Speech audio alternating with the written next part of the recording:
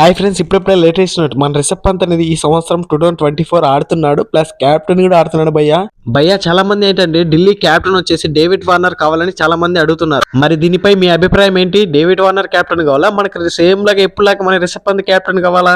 నా అభిప్రాయం ఏంటి భయ్యా, 100% నాకు తెలిసి మన ఇండియన్ ప్లేయర్ రిషబ్ పంత్ మాత్రమే క్యాప్టెన్ ఆడితే నా చాయిస్ చాలా ప్రకారం ఢిల్లీ క్యాపిటల్స్ ఫైనల్ పోయే అవకాశాలు ఉంటాయి. ఇంకంత లేదు, మళ్ళీ సేమ్ డేవిడ్ వార్నర్ క్యాప్టెన్ అంటే సంఖ నాకిపోతుంది ఢిల్లీ. మరి మీకు రిషబ్ పంత్ క్యాప్టెన్ కావాలంటే ఛానల్ సబ్స్క్రైబ్ చేసుకోండి. డేవిడ్ వార్నర్ కావాలంటే ఈ వీడియోకి ఒక లైక్ చేయండి. చూద్దాం ఎన్ని లైక్స్ వస్తాయి, ఎన్ని సబ్స్క్రైబర్లు వస్తారు. అలాగే ఢిల్లీ బ్యాట్స్మెన్లు, బౌలర్స్ అందరూ ప్రాక్టీస్ కూడా మొదలు పెట్టేశారు భయ్య. ఇక్కడ కోచింగ్ ఇచ్చేది కూడా అక్కడ మన రిషబ్ పంత్ మాత్రమే. మన రిషబ్ పంత్ ఇంజరీ తర్వాత వచ్చారు కదా, ఈసారి బ్యాటింగ్ ఎలా ఉంటుందో చూడాలని చాలా అంటే చాలా ఎబిలిటీగా ఉంటుంది. ప్రతి ఒక్క ప్లేయర్ కి ఉంటుంది, నాకే కాదు. తను ఎంత ఫిట్ గా ఉన్నాడో లేదో కూడా ఈ సంవత్సరంలో తెలిసిపోతుంది. మరి చూడాలా రిషబ్ పంత్ ఎలా చేస్తాడో, వాళ్ళ టీంని ఎలా తీసుకువెళ్తాడో.